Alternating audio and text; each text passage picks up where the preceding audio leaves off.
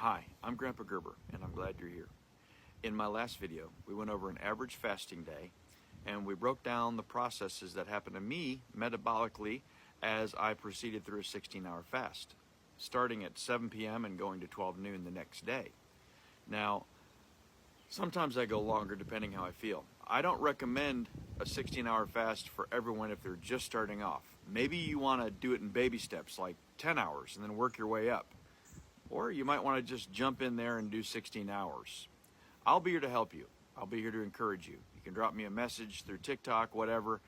But any amount of time that you fast will be beneficial to you, okay, and your body. So feel it out. See what you think. The reason that fasting is important to me, though, is because of insulin resistance. Do you know someone that's insulin resistant? Maybe they've talked to you about it.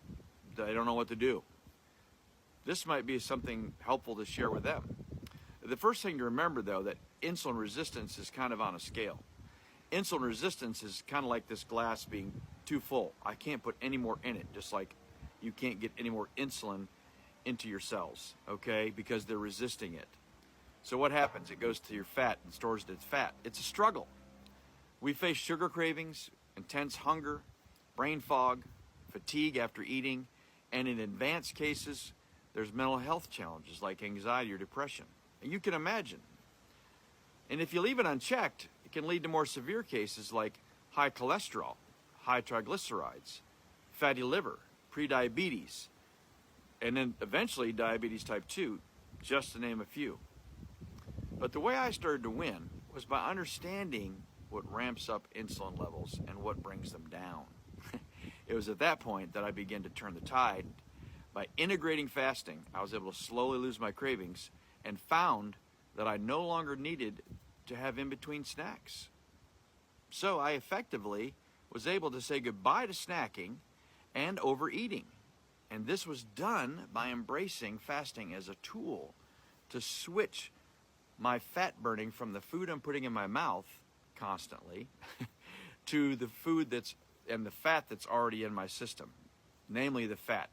And that would so you go from food burning to fat burning, and that's a great place to be. That's when you start winning at insulin resistance, and also you start to make better choices. So you need to start saying no to processed carbs and sugar, and say yes to fiber-rich, low glycemic foods. That simple swap can work wonders for you in regulating your insulin. Remember, what you eat plays a huge role in your body's insulin response.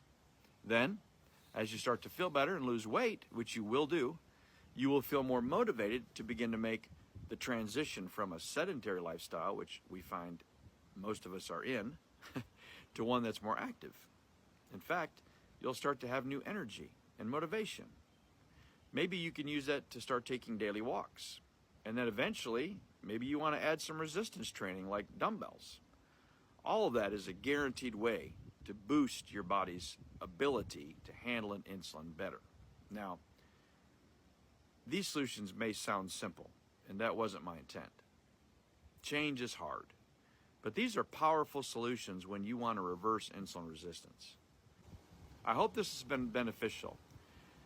And next video, we'll talk about what you can add to your diet to start to reverse this process.